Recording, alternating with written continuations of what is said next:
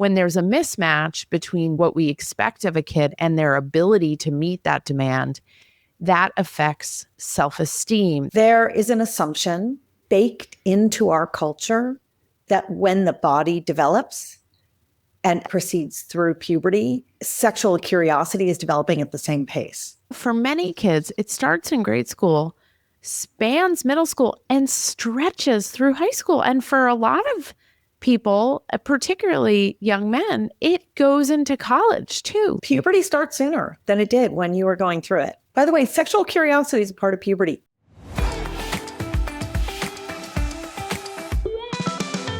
Hey everyone, welcome back to the Emotional Longevity Podcast. I'm Dr. Elisha Goldstein. Here's a fun fact you might not know. Puberty used to last about 3 or 4 years. That's what you remember, right? Today, it often stretches close to a decade. That means kids are navigating way more change for way longer than we ever did. How do I know?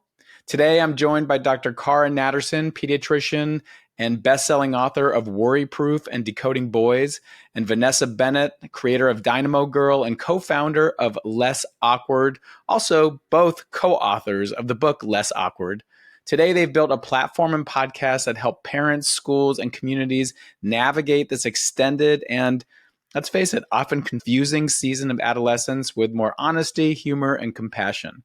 For those of us raising kids like myself or even supporting grandkids, this conversation is going to be eye-opening. Cara and Vanessa bring both the science and the heart to help us see what's really happening with today's adolescents and how we can respond with more wisdom, patience, and love. I really loved being with these two. I think you'll see it in the interview. Let's dive in. Okay, Vanessa and Cara, welcome to the Emotional Longevity Podcast. Thanks. You. We're so happy to be here. I really respect your work. And so I want to, being a parent myself of teens, this is going to be both rich for me personally and for everyone who's listening. So I just want to kind of jump right into it.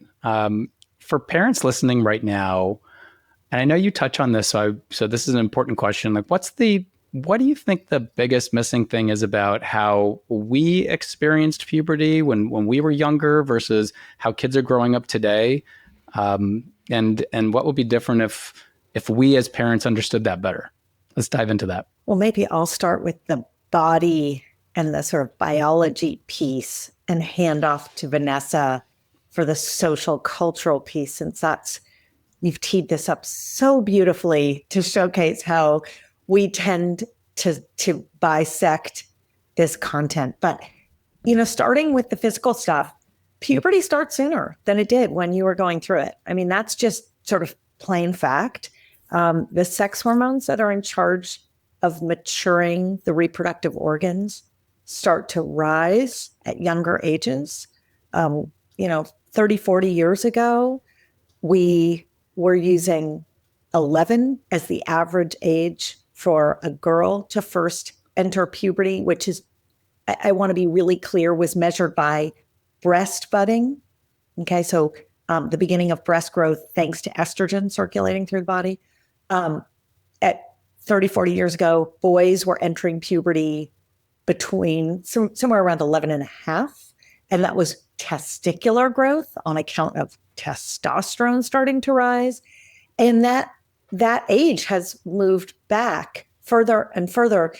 We use 8 to 9 now as an average age of onset for girls, 9 to 10 for boys. Vanessa and I did an amazing interview the other day where an endocrinologist argued that actually, if you really start looking for biomarkers in the blood, you can probably use as young as 6 to 8 for many girls. Wow. And right, I mean, this is like, so, and somewhere in the 7 to 9 or 10 range for boys, which is all to say that something is shifting the way the hormones start to surge inside the body. But, and this is a really important but it is not going faster. It is starting earlier, but it is not going faster. If it were going faster, it would be over with more quickly. Nope. When we went through it, it took about 3 to 4 years to get to reproductive maturity. And now it takes closer to a decade. What does that say more about that? What does that mean to, and I see Vanessa, you leaning in right now. So maybe I'll let you comment first. Yeah. So people first of all, people listening who weren't aware of this might be freaking out a little bit. So we want everybody to just like, it's okay. Our kids are okay. It's going to be okay. And partially because we're all going to get the knowledge and the tools to help make it okay and to support our kids and to sort of manage our own feelings and reactions to this information. But part of what Cara is saying is, so for girls, a middle marker of puberty is a first period. And we don't really right now have an equivalent middle marker for boys, but for kids of all genders, it's stretching out. So even though breastfeeding may begin on average between 8 and 9 for girls, they're not getting their periods until on average between 11 and a half and 12. So there's like a good 3 to 4 years of physical changes due to estrogen before they get their first period. And then after a first period, then there's another few years of growth and development on the other end of things, right? Which gets us to almost a decade. For some kids, it's like, 7, 8, 9 years. And boys have a similarly long journey. You have 3 of them living in your house at probably different stages of that physical development. And so what's so fascinating is it used to be like, oh, puberty equals middle school, or puberty equals, sort of part of middle school and part of high school. Now, puberty starts, for many kids, it starts in grade school, spans middle school, and stretches through high school. And for a lot of people, particularly young men, it goes into college too. Like they are still growing and developing in college. So it is a complete mind shift about how we relate these sort of like seminal moments in a kid's life in relationship to their puberty and their development. So is it that since it's starting a little, did you say it was starting a little earlier? No, you said it's starting at the same time, but it lasts longer. No, 2 to 3 years earlier. Okay. Yeah. So we're starting to see these kids who, I remember seeing this about 10 years ago. I remember looking at like adolescent boys in particular and then saying like, wow, they're so big for that age. How are they so big for that age? I'm like, am I shrinking already? But so we're seeing this. And I noticed because I have a stepbrother who's many years younger than me, and he was very big at like 15. He was this huge guy, and I remember everyone treating him like he was an adult almost. And so this was really confusing. I remember being aware of this because I would do it too. So I'm like, oh, this must be. He gets treated so much older, and if both girls and boys both get treated, like how does this work? Talk about the emotional sense of that. That is such an important point. It is such an important point. So one of the challenges of kids entering puberty earlier in itself, it's actually not necessarily a big deal, but it's how the world perceives them and how the world treats them and the expectations the world sets up for them and the things they are exposed to because the world sees them as older. So with boys, they may be expected to make more mature decisions. They may be expected to take on responsibilities and tasks that they're not developmentally capable of because, Elisha, as you well know, their brains are still a 15-year-old brain, even if they look 21, right? They have the capacity and they're at the developmental stage of a 15-year-old, even though they appear to the world to be older. And so when there's a mismatch between demand, like what we expect of a kid, and their ability to meet that demand, that affects self-esteem, that affects connection, that affects relationships with teachers and coaches and family members and all of those things. With girls, the scary part, the risky part, the clickbaity part that people will have seen headlines is the connection between earlier puberty and higher risk for anxiety, depression, substance use disorder, earlier sexual activity. It's not that earlier puberty causes girls to seek those things out. It's the world's sexualization of girls who look older than they actually are, and the world exposing them to these activities or setting up these expectations that put them at risk for these dangers. And so I want to be super clear. It's not causal. it's about how society and culture and even those closest to these kids are setting up a mismatch between how these kids look and how the age they actually are and the treatment they receive because of that. What's an example, if you can give an example of like having unfair expectations, like for people or parents or whoever's listening right now, educators, parents, even therapists, maybe, what are these like unfair expectations? Because we're seeing them as older. Yeah. I mean, I'll give you two. So to Vanessa's point about over-sexualization of younger kids, there is an assumption that is baked into our culture that when the body develops and as it proceeds through puberty, sexual curiosity is developing at the same pace. By the way, sexual curiosity is a part of puberty. It does not come early in the early stages of puberty. But when you see a third or fourth grader who has breast development and is starting to get curvy, the world then sort of has a narrative. The parents have a fear. Oh, that child has sexual thoughts or sexual desires or whatnot. And the clothes that are available to those kids and the storytelling, right? So that's one example, right? I mean, with the clothes, like we can just take a moment because it's really a lot to digest with what is being sold, literally, physically sold to kids whose bodies are starting to change. The classic example that Vanessa uses, it's my favorite example. So Vanessa, I'm crediting you with this, is the packing of the backpack. So my son was an early bloomer.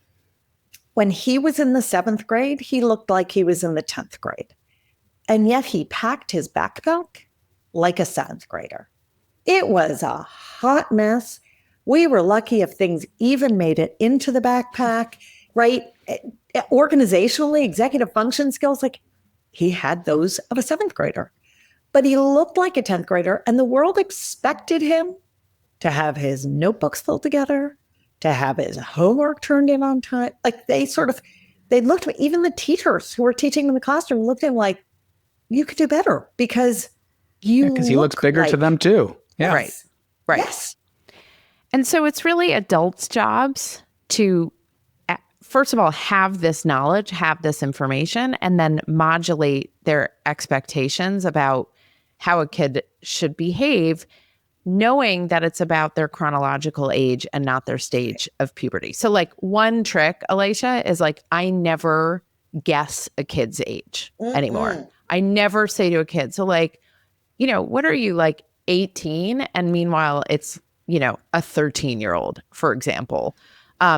Or if I say 25-year-old, right, or but by those way, those kids love to say, I could pass for 18. Yeah, they do sometimes, except when you've got a 13-year-old girl walking down the street and you've got people looking at her and making comments to her as if she's an 18-year-old who could walk into a club or a bar, and she's clocking the world's treatment of her and reaction to her. And now she's got to make sense of that, or show up at any family occasion, right? What's the first thing that comes out of the well-meaning mouth of any aunt or uncle? You're so grown up. Oh my goodness. Look how big you are, right? Like comment after comment. And a kid's got to figure out, how do I digest this reaction to me? And by the same token, how about our late bloomers? Yes. How about our late bloomers who look 8 but are 12, and the world is treating them like an 8-year-old, and it's demeaning and humiliating to those kids who are like, no, but I've got like all these interesting thoughts and complicated feelings, and the world is treating me like I'm my little brother, right? So that both sides of it are really complex. Yeah. So I'm hearing something like that's wise from you, which could help all of us, is check your projection of how old somebody is, at the door, and see if you can meet them where they're at. I resonated so much with what, Cara, you were saying too about, I was thinking about my son, when it's like everyone expected him to act older, to have a clean backpack, to have, and meanwhile, none of that was happening. Yeah. And, I think what's complicated sometimes to also what you were saying, Vanessa, is sometimes in particular with those girls or boys, what they do with that kind of maybe sexualization or being a little older, seen a little older earlier, is they go to TikTok and they start creating somewhat sexualized videos of themselves to gather a following, or to get, because they get a lot of positive reinforcement as a result of that. And so what are your thoughts on that? Because that's kind of happening from both ends. Right. Or they go to their home and they hang out with their older siblings' friends. It can be extremely local where they get all that feedback. And the feedback generally says, great, keep moving in this direction. You're growing up. Growing up is valued, right? Sexualization is valued. Showing more skin, being, this is what draws attention. This is what draws eyes. To Vanessa's earlier point, not all kids want that, right? Mm-hmm. So some kids feel the dopamine starts surging in their brain when the world tells them that, and they wind up going down a road that they are not ready for, or, that the world is telling them they're more ready for. Some kids don't like it, but they struggle with the balance between having likes, having validation from older kids, having that feedback, which feels good. It's human to have that feel good, and yet not liking the attention that's being paid to their body. There was this amazing Saturday Night Live skit from decades ago where women evolved to have eyeballs in place of their nipples, because then you could look people in the eye. And it was like, it was the perfect commentary on where we've landed, right? And girls in particular will tell us, but honestly, boys will too. Like, I just want someone to listen to what I have to say, or to value me for who I am. Vanessa, go. Well, I just am thinking about how we give them affirmation outside of what the world is telling them is valued, right? So like, if they're getting affirmation from strangers on the street, if they're getting affirmation from kids at school, for looking a certain way or sort of appearing older, and that's being reinforced by TikTok and sort of larger platforms that are influencing youth culture, it's really tempting. And the world does this. They demonize the kids, right? They put it on the kids. Oh, these kids. Oh, they're just obsessed with their phones, or they're just obsessed. They're just brain rot and all of that. It's really our job as parents and caregivers to help round out their world, their experience, their understanding of what's valuable about them and what they can strive for. And it's hard to do, right? Because we want to demonize what they're seeing as useful. And so we both have to like not shit all over what culture is telling them makes them valuable and useful, right? Like you're so pretty, you're so strong, you're such a good dancer, you have so many friends, whatever it is that's being reinforced. We have to think about what the values are in our homes and our families that we want to communicate to them. I am so appreciative of how loving you were tonight to your sibling when they were having a hard time. It is like, it's something about you that I really, really love. Or I saw you take such a risk on the sports field today. You did something hard and new, and I was blown away. Even though it didn't work out the way you wanted it to, I was blown away by your courage, right? Like when we think about what we're communicating to our kids, we're constantly having to push back on other forces in their lives and to communicate to them like what we love about them. And one thing I will say, Elisha, is that parents whose kids develop start to imagine their kids don't want their love and their affection, right? They start to treat them as if they are that older person. And what's so crazy about kids who look 15 or 20, they still want to crawl into your lap and give you a hug. They still want you to play with their hair. They still want to lie on the floor with you and pet the dog. But we assume, even as their parents, oh, they're done with that, right? No more of that anymore. I'm going to back away, when in fact, they still need that sort of like yummy love and affection at these older ages. Hey, taking a quick break to let you know I've got a new book coming out called Tiny Shifts. It's about how small, intentional shifts in your emotional health can transform your stress, relationships, and even your longevity. When you join the early access list, you're going to get a free sneak peek of the Tiny Shifts mini guide and weekly insights into the top tools and trends in emotional health. Just head to drelishagoldstein.com/tiny-shifts-early. If you can't remember that, the link is also in the show notes below. Now let's get back to the episode. Well, let's talk about that for a second, because I feel like sometimes at these older ages, both the idea that it's natural for the teen who's kind of going through this to want to gain independence and kind of do their own thing, so they actually start pushing their parents away. Or, you hear the classic stories, and I could see this in my other teens kind of going into their rooms or going to their own spaces. They just kind of want their space and to kind of like communicate with their friends or do their own thing. So what do you say to the parent who is here listening to what you're saying right now and saying like, I don't see that in my kid. I see me trying to make overtures. I see like reels and memes on this all over the place. They probably just come to me because the algorithm like has my number. But of like, the kid like giving one word responses, and just kind of shutting down. How was school today? Good. Right. And you're lucky if you get a word. You're lucky if you get that. Like, and then a word. Yeah. Let's watch a movie today. No, I can't do that. Whatever. Right. What do you say to that? I wrote a book called Decoding Boys that was about that. That's right. You did. Yeah. It was literally, it could have been a memoir, but it wasn't.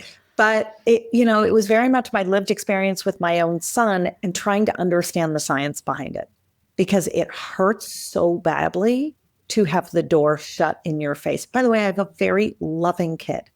And at age 20, he is fully back and conversant and connected. But there were a handful of years in there where he did what is developmentally normal, which is to turn down the volume. And there are some kids who go from being really chatty to just a little less chatty. And there are some kids who go from being less chatty to basically monosyllabic and grunty, if you're lucky. Oh. And that is this, there are lots of variables that add into sort of what's underneath this. There's individuation, right? Them wanting to become their own person. There are hormones, and no one studies testosterone's impact on the brain beyond rage, which is very bothersome. Like testosterone has a lot of impacts on the brain. One of them is rage. I am convinced one of them is silence, and I'm just waiting for someone to study it, but it is such a universal phenomenon.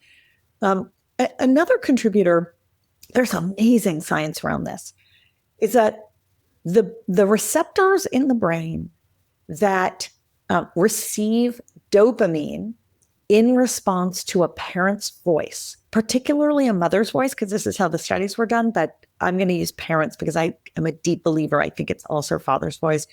The receptors in the brain around the age of 12 no longer respond in the same way to parental voice. The dopamine that is coming their way no longer causes those neurons to fire in the same way. Instead, it is friends' voices that trigger those neurons, which explains neurochemically what pediatricians have told parents is normal for decades. And that is there's some weird switch that goes off in the brain. And when they turn 12, we can't explain it, but they stop caring as much about what you have to say, and they start caring more about what their peers have to say. Now we understand the neuroscience.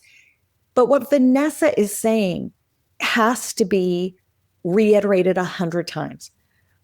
They still want us. They still want to connect with us. They still want to have conversation with us. They still want to feel loved by us. They still want us to set limits because limits make them feel safe. They still want us to ask how their day is going. It doesn't always go like it went a year or 2 or 5 years earlier. They don't always jump at the opportunity of being in conversation with us. But when they talk to us, and we are talking to teens constantly and all the time, I've never heard one who says, yes, I don't want my parent to try to engage me. They just have 15 reasons why they don't always engage back. Yeah. I mean, if you think about it, Elisha, it's like we're sort of in a holding pattern until our kids need us to land. Like the demand on us, there's not this sort of constant demand. Like, I want to tell you about my day. I want to sit on your lap. I want to like share a milkshake with you, right? It's like there's not that sort of constant pattern from them.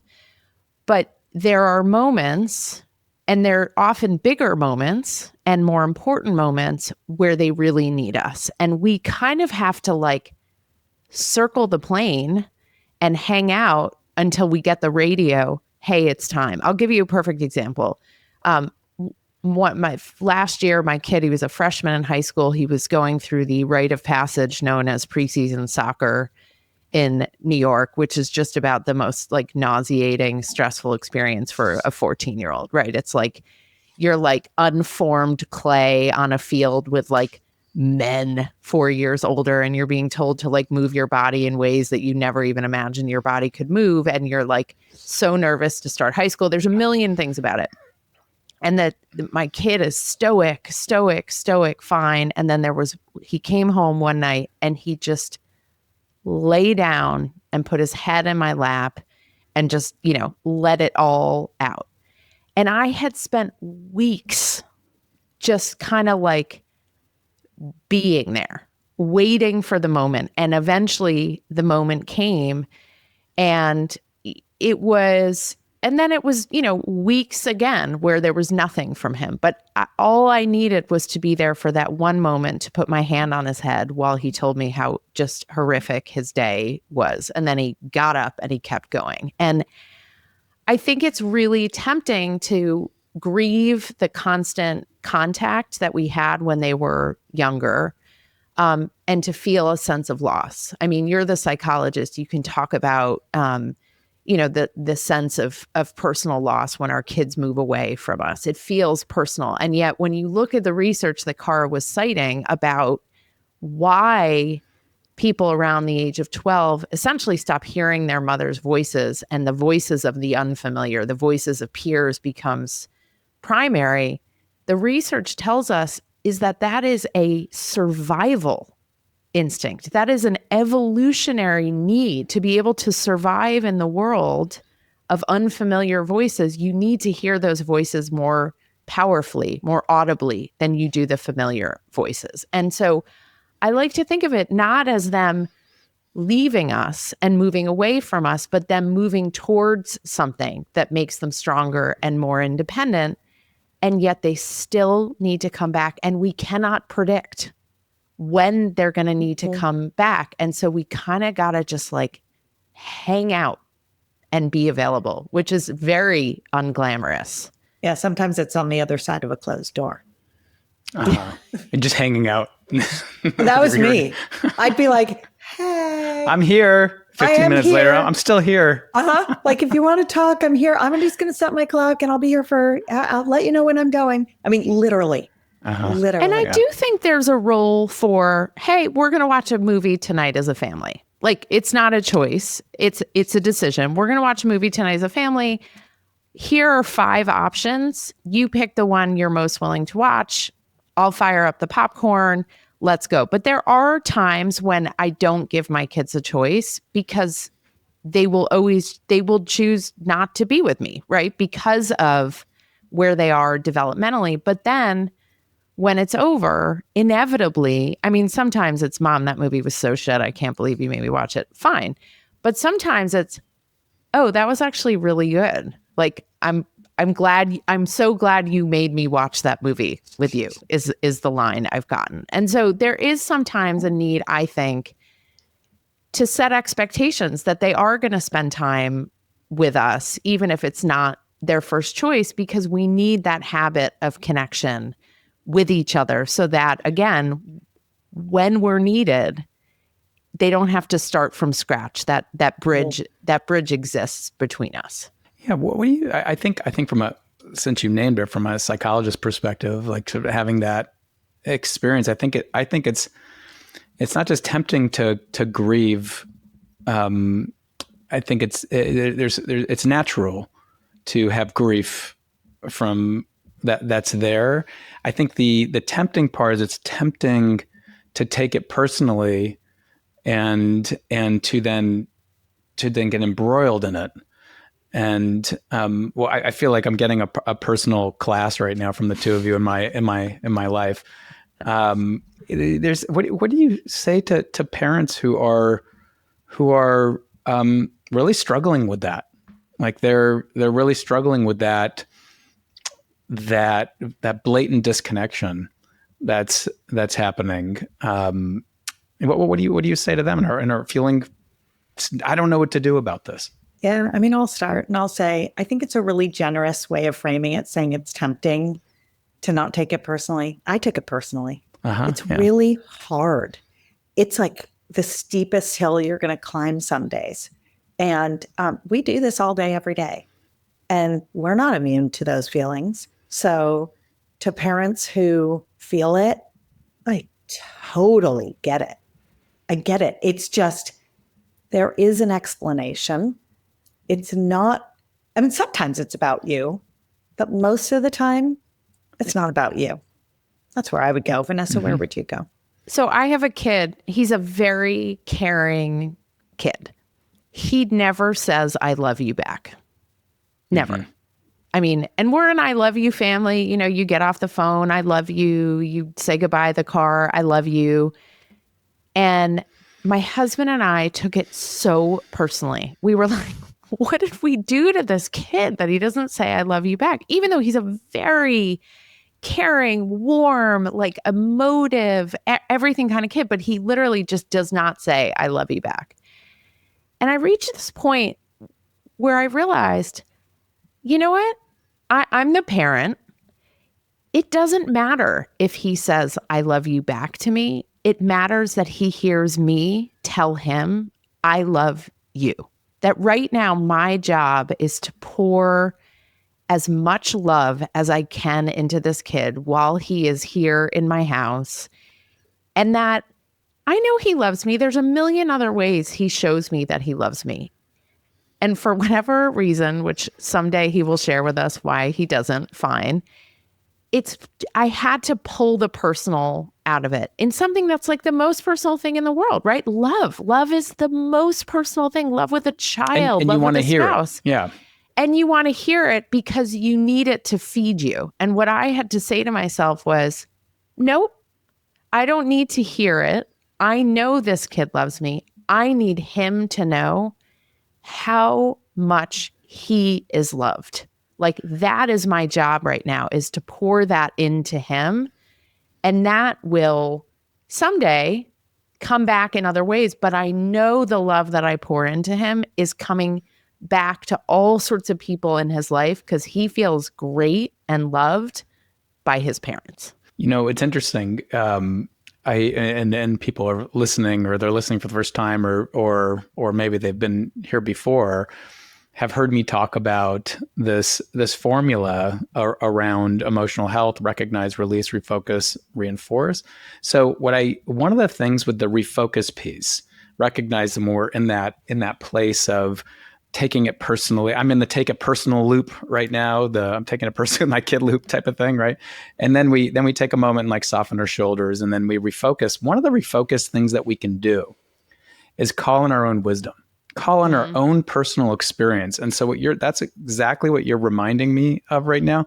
This is something, deep down in your best moment, in your better moments as a parent, this. You can still fall into that loop, I'm taking a personal loop. But then you recognize that, you take a moment, you take a breath, and you recall, I guess another word for this, another R, but you can recall that that knowing, and what would that like small shift do for you when you do that? Like what happens to you when you make that? I mean, I think first of all, it removes that sense of failure, right? Because we tend, when there's stuff going on with our kids that's hard, we tend to play the story forward, not to tomorrow, but like to 20 years from now, right? So the first thing that happens is like, okay, like we're not worried about their inability to ever say I love you to anybody ever in their life. And we're not worried that they're never going to have like a loving, committed partnership because they don't say I love you to me when they're 16, right? Like, so one of the shifts is just to like cut the timeline to like now. And I think the refocusing is also about whose feelings I'm more concerned about. And often with my kids, the first instinct is, what are my feelings? And again, our feelings are important. Our well-being is important. Great. But like, I'm the adult with a fully mature brain. This is my kid who's like riding a Jeep on the bumpiest dirt roads in their brain as their sort of teeth are clattering. Their emotional health in this dynamic, it's not about me, it's about them. Like, what can I give? There's an amazing psychologist who we interviewed on our podcast, a man named Doug Bolton, whose his work, I mean, we must quote him, I don't know, once a week, Cara. At least. His work as a psychologist has been in schools where it's kind of the last stop for kids. It's kind of the last place they can be in school until they're no longer in school, essentially. And it's a therapeutic school in Chicago. And he talks about a colleague's wisdom, which was, rather than what can I take away, right? Like, what negative can I do or think or say? He talks about, what can I give?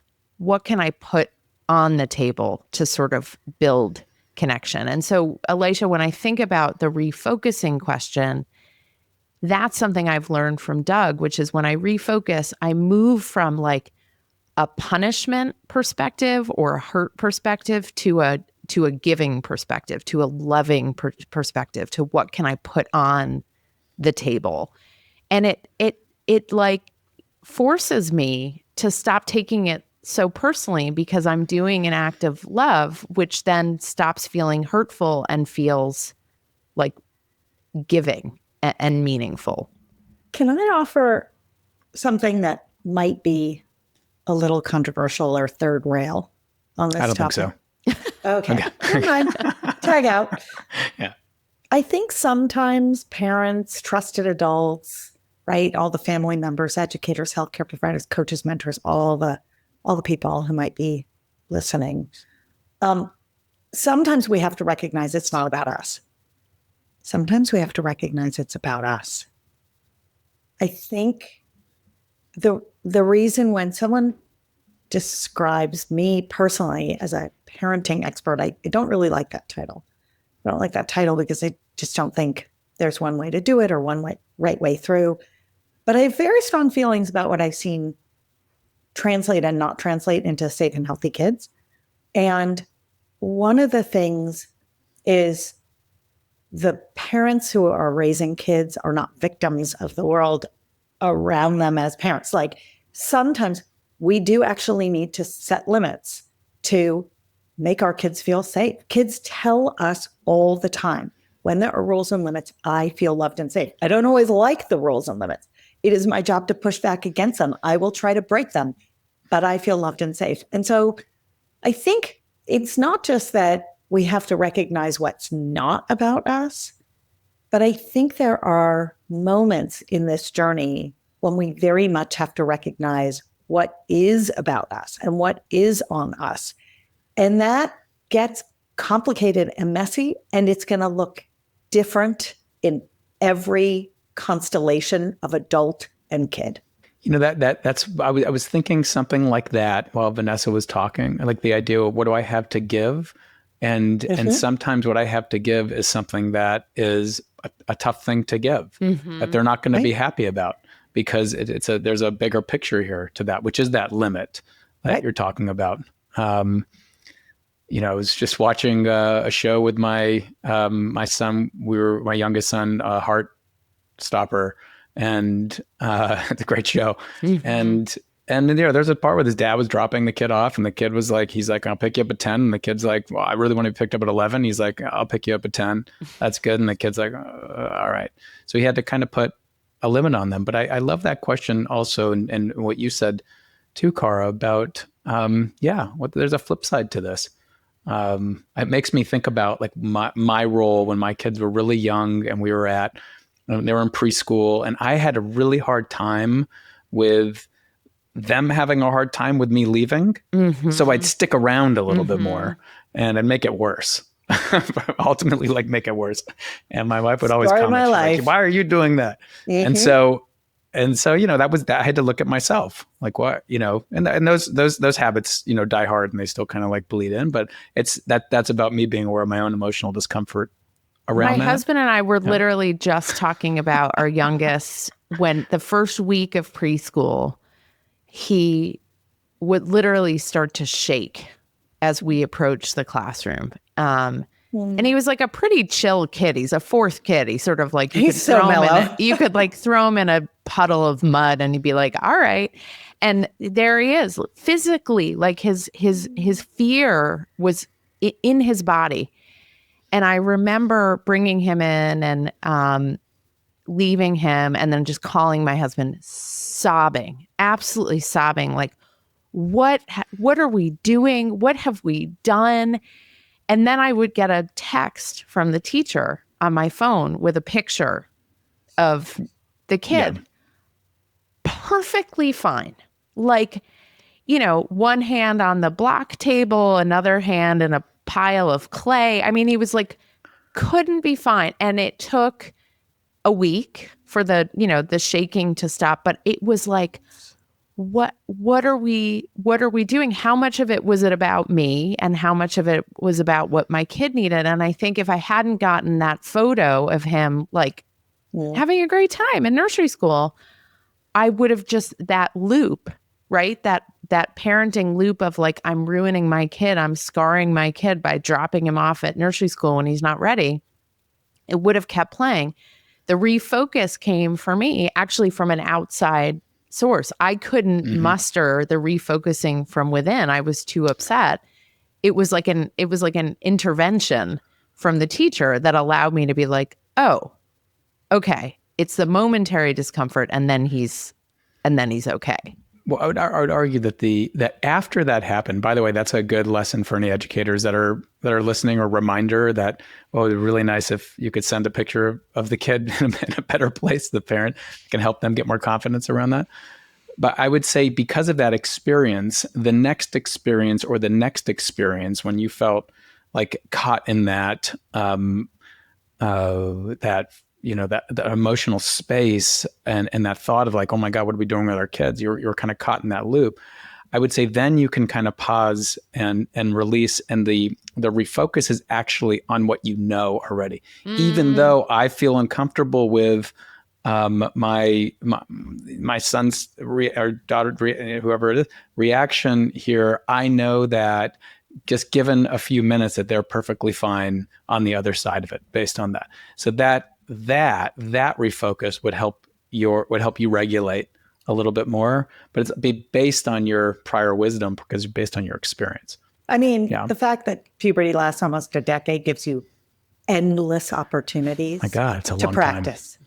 It's a long time. And they're not done. And they're not done then. I mean, it's like, my 22-year-old calling me on his lunch break because he hates his job. It's the same thing as dropping my nursery schooler off and him shaking. I mean, you're calling, to your point, Elisha, you're calling on the same skill, which is managing your own discomfort in the face of your kids' unhappiness, and knowing you can survive it and they can survive it to live another day. But I think, as to Cara's point, this stage of life is so rife with opportunity to get good at this skill over and over. And there's always another chance to get better at it because it presents so many complex and fascinating challenges. What do you say to the parent who is sitting around the dinner table with their kids, and they get their kids around the dinner table, and they're asking their kids about things, and the kids are saying all the right things, and then, shortly after that, they kind of do the opposite? Like, what's going on with that? Shall we do a very quick brain development recap for the audience? Because it may help frame things to understand the science a little bit. I know you're an outstanding explainer of the science, but here's how we explain that science. Because that problem, that hiccup, does not go away until they're in their late 20s, almost 30. Okay. And so here's the science. As the brain is maturing, when people talk about maturing brains, really what they're talking about is going from having a brain that is 100 billion neurons, nerve fibers that are essentially naked, they're uninsulated, they're just wires, to having all of these neurons covered with a layer of insulation.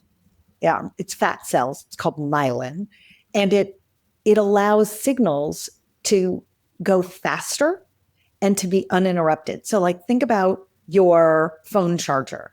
If your phone charging cord did not have that plastic coating over the wires and you touch the wires, you would get a shock and the signal would be really inefficiently transmitted from the wall into your phone. So insulating the wire, covering the wire, helps a signal go faster. The order in which myelin is laid down in the brain is very, very specific. It goes from the bottom to the top and from the inside out. And it takes about 3 decades. And so if you are working your way up, your myelin, and you're working your way up and out through the brain, what do you cover first? You cover the middlemost part of the brain. That is the limbic system with all the structures that are connected to memory and motivation and risk reward and all the foolish decision-making, impulsive decision-making, sometimes amazing, imaginary, creative, industrial, entrepreneurial decision-making, right, in the brain. That part of the brain is fully myelinated by the time a kid goes to middle school. So that part of the brain is sending and receiving signals faster than other parts of the brain that are not myelinated, like 3,000 times faster, like a lot faster. What's not myelinated? The prefrontal cortex. What happens in the prefrontal cortex? The really smart, consequential decision-making. If I do this, this will happen. If I do that, that will happen. I should do that. That's what takes until you're almost 30 to be myelinated. So it's not a fair fight between the emotional decision-making in the brain and the rational decision-making in the brain. There's like a solid chunk of time between middle school and your mid to late 20s when the limbic system, the emotional center, will win that race every single time, unless you give your brain hacks, ways to make smarter decisions. And there are lots of ways to do it. But it explains exactly why you can have an incredibly profound and meaningful conversation at the dinner table. And your kid can give you not just all the right answers. They're giving their brain time. They're giving their prefrontal cortex the extra 5 or 10 seconds it needs to give you the answers that are the smart ones. But then they go to the party.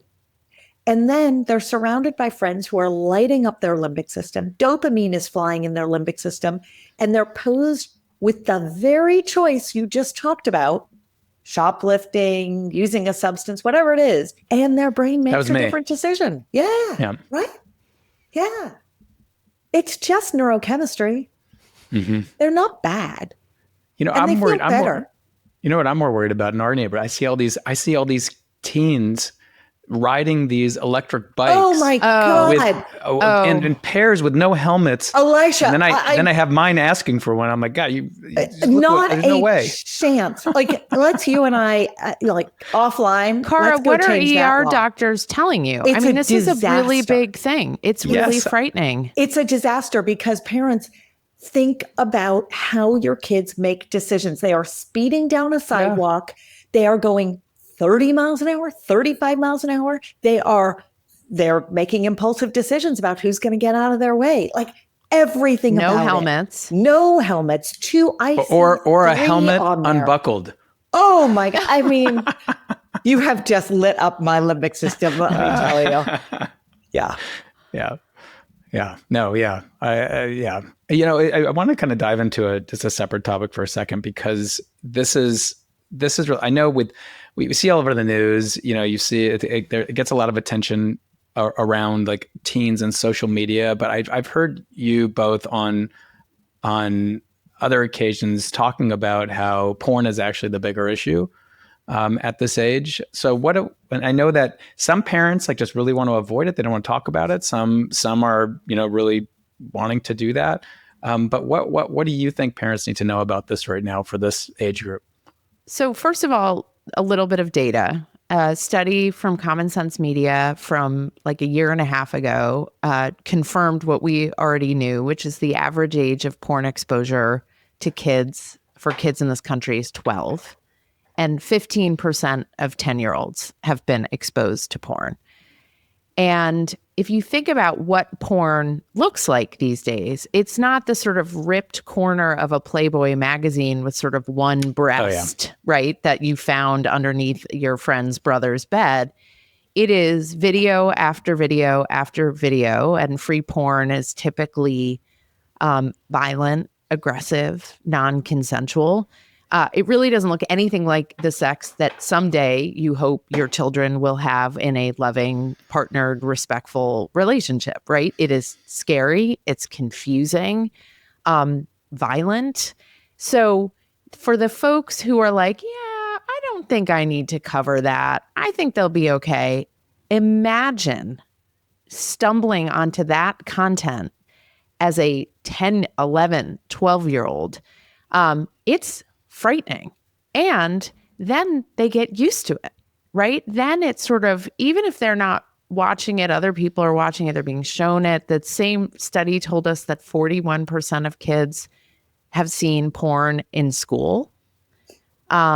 So wrap your brain around that one. Right? In school, you mean on their phones? Like or on school devices. They figure out how to get around the blocks on devices. So when we think about what the end game is here, right? The end game is someday our kids, if they choose to be, are in loving, respectful, meaningful relationships. Like that's the North Star.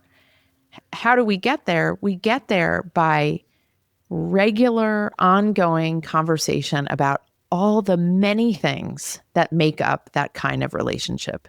Communication, consent, laughter, repair, right? Like all those little bits and pieces that we work on to build good relationships. And part of that, hopefully, is also pleasure, physical pleasure, emotional intimacy, the parts of sex that are, you know, take time and understanding and maturity. But if your narrative of what sex looks like is being written in your middle school years by free porn, violent, aggressive, misogynistic, non-consensual free porn, that's a big stumbling block to getting to adult relationships that look loving and respectful and caring. And I think that biting the bullet in terms of having a really tough conversation about porn, right? I don't pretend that it's easy, right? Like I think most parents have like a little bit of vomit in their back of their throat when they think about having to talk to their kid about porn. And yet what's the alternative?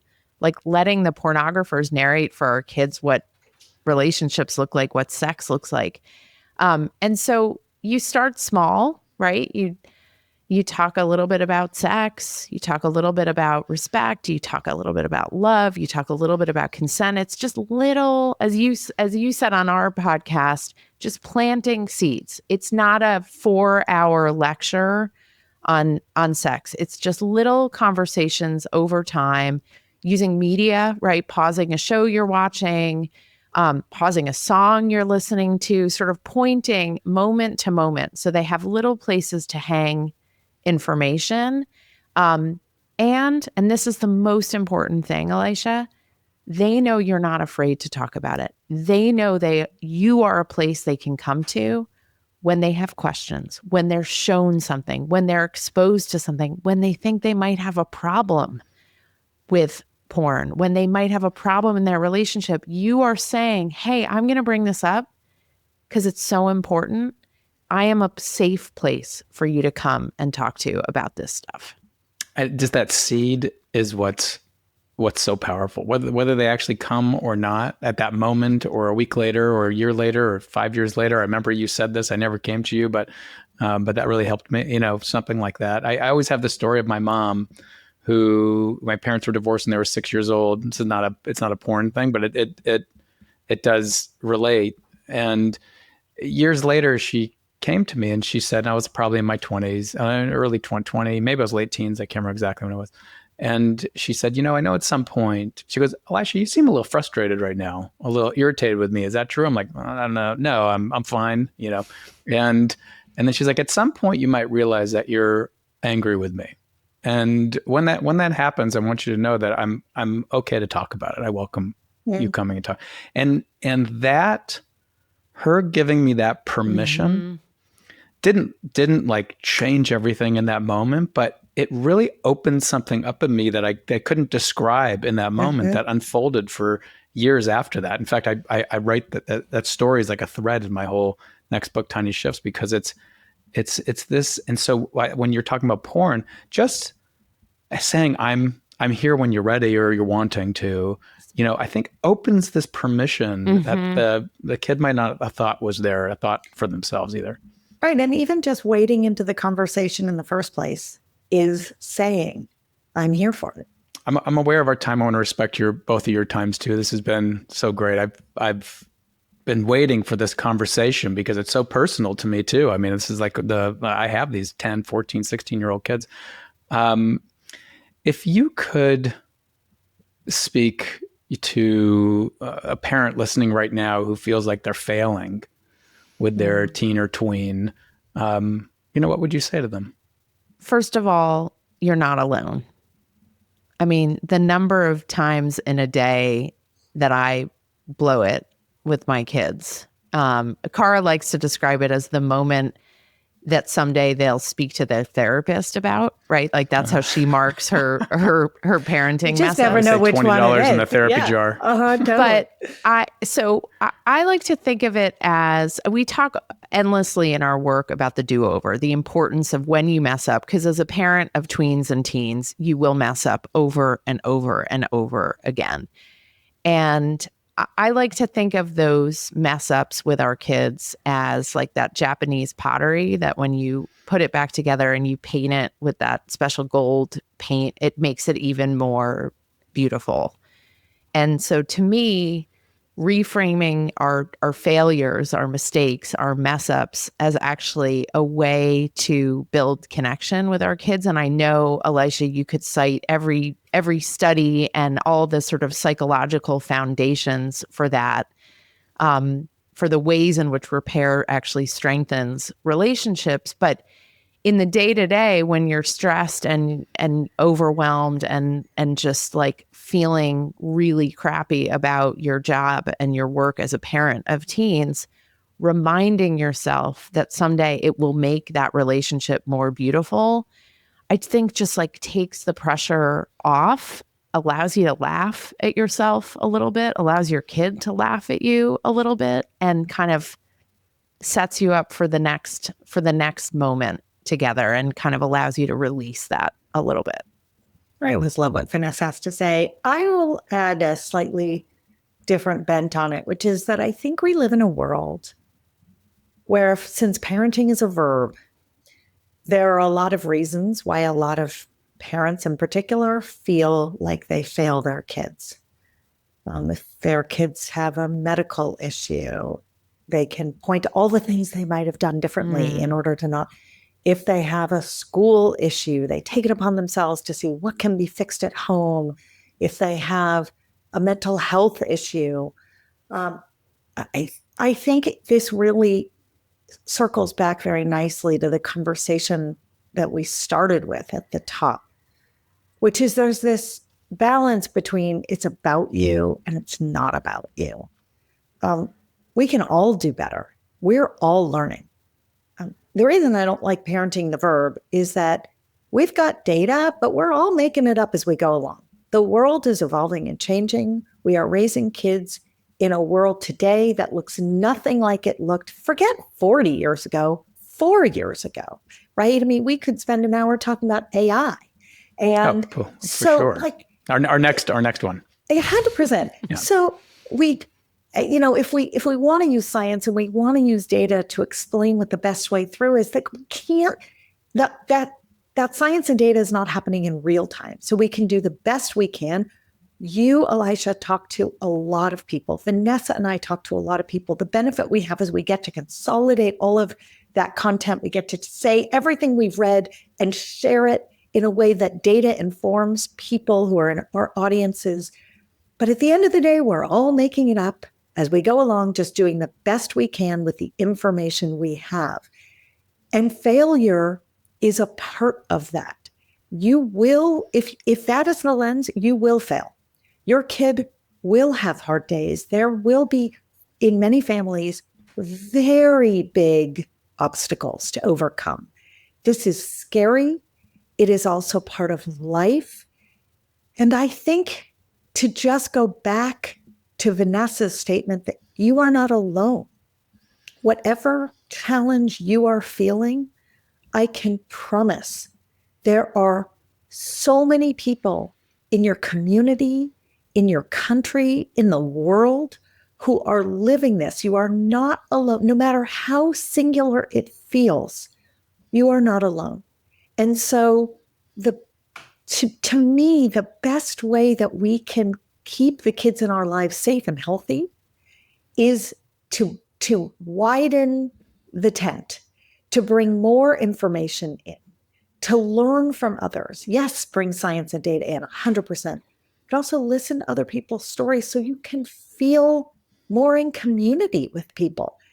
That will help you not just feel like less of a failure, it will give you a path through. You will resonate with someone. Someone's kid will be enough like your kid. Someone's experience will be enough like yours. And you can then say, why did this or didn't this work for you? That is how we make it up as we go along in the best way possible. It's such an important message. I hope everyone just kind of pauses and takes that in. You can rewind it for a second or peel the little ticker back and just listen to that again with some level of repetition. And if it feels good, just take it in again and again. Thank you both so much. This has been a real treat to be with you. I know I've said this in the introduction prior to us getting on together. But if you can let everyone know where to find you, and that'll also be in the show notes below, and what the things you're working on are. So you can find us at lessawkward.com because we make this stage of life less awkward for everyone. And our podcast, on which you've been a guest, is called This Is So Awkward. Our book, This Is So Awkward, Modern Puberty Explained, is a wonderful deep dive into a lot of the stuff we talked about, particularly if you're thinking about how to have the sex and porn talk. There's a whole chapter on that. And folks can find us on Instagram at less.awkward for nuggets and reels on all of these subjects. And Elisha, it's just a joy to be with you, and a lot of gratitude for the work that you do and the approach you take to these questions. It's fun for us to get to talk about them in a new way. I'm going to throw in one more place you can find us, Vanessa. If you're a school, our curriculum is called That Health Class. And we have middle school and high school health and sex education, plug and play, ready to go. And K3 will be coming out imminently. So wow, there's one more. We loved speaking with you, Elisha. Yep. Oh, thank you both. Well, let's do it again sometime. Love to. Hey, thanks for joining me on this episode of the Emotional Longevity Podcast. I hope you found it as inspiring and thought-provoking as I did. If you enjoyed this conversation, don't forget to hit like down below, subscribe to this channel, and share it with someone you know who could benefit from these insights. Your support helps us grow this incredible community and reach more people who need it. If today's conversation resonated with you and you're ready to go deeper, if you're ready to truly integrate these ideas into your life, I'd love to invite you to join me in a beautiful, supportive community that's doing this transformative work together. It's a space where you'll find guidance, connection, and the tools you need to create lasting emotional health and resilience. Check out the links in the description below to learn more. And before you go, make sure to tune into our next episode. It's one that you won't want to miss. Until next time, take care of yourself. And remember, emotional health isn't about just feeling good. It's about building the foundation for a longer, healthier, and more joyful life. I'll see you soon.